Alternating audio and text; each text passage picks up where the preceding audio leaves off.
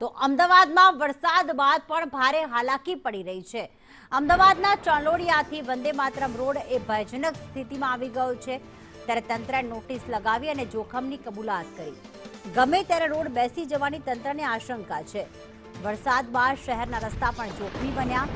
વરસાદ બાદ જ્યાં જુઓ ત્યાં ખાડા જ ખાડા છે। તો વરસાદ બાદ તંત્રના કામની પોલ ફરી ખુલ્લી પડી ગઈ।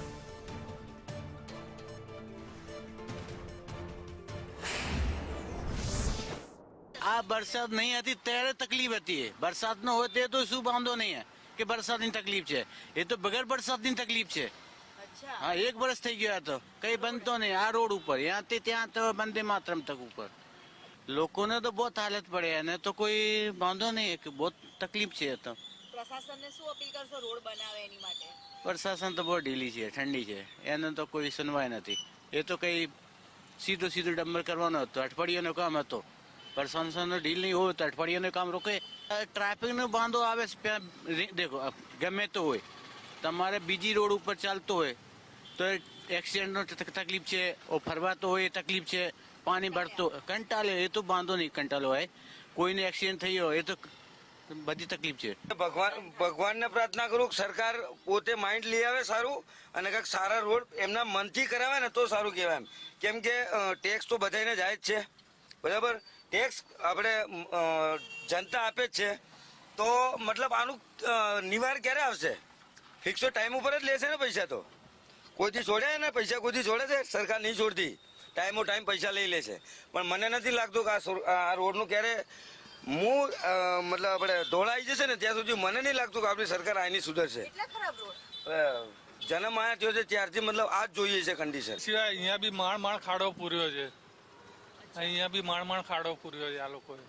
શહેરીજનો ટેક્સ ભરે પણ રોડ કેવા હોય છે એમની માટે? ભંગાર।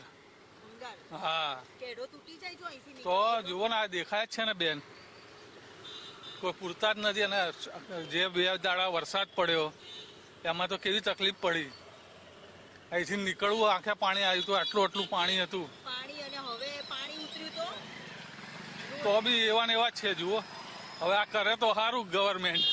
અહીંયા ચાંદોડિયામાં આ રોડ છે ને બહુ ખરાબ છે, બહુ એમ કે તમે જુઓ છો અત્યારે જ્યાં હોય ત્યાં કામ કરેલું હોય પણ 4 મહિને 1.5 મહિને થયો પણ આરામ કંઈ કામ કર્યું હોય ત્યાં ખોદેલું હોય 4 કોર।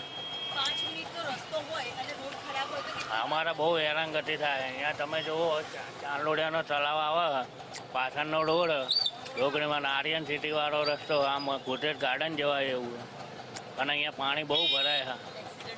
એક્સિડન્ટ એટલે ખાડામાં ઘૂસી જાય ને ગાડી તો બહાર કાઢવી પડી જાય। શહેરીજનો, જો તમે ચાંદલોડિયાથી વંદે માતરમ તરફ જવાના હોય તો સાવચેતીથી જજો, કારણ કે રોડ ગમે ત્યારે બેસી શકે છે। આવું હું નથી કહી રહી, પરંતુ પ્રશાસને જ પોતે કરેલી કામગીરીનું પ્રમાણપત્ર આપી રહ્યા છે। જી હા, હું તમને એટલા માટે એવું કહી રહી છું કે અત્યારે હાલ જે રોડ છે તે એક તરફનો આખો બેસી ગયેલો નજરે પડી રહ્યો છે અને જીવના જોખમે અહીંયાથી પસાર થવું પડે છે। તેના જ કારણે એક તરફનો માર્ગ બંધ કરી દેવામાં આવ્યો છે। વરસાદ બાદ ઠેર નુકસાની તો સામે આવી છે, ચલો એ માની લેવામાં આવે, પરંતુ રોડ રસ્તાને લઈને દર વખતે પ્રી મોન્સૂન સારા કર્યા હોવાના દાવાઓ કરવામાં આવ્યા।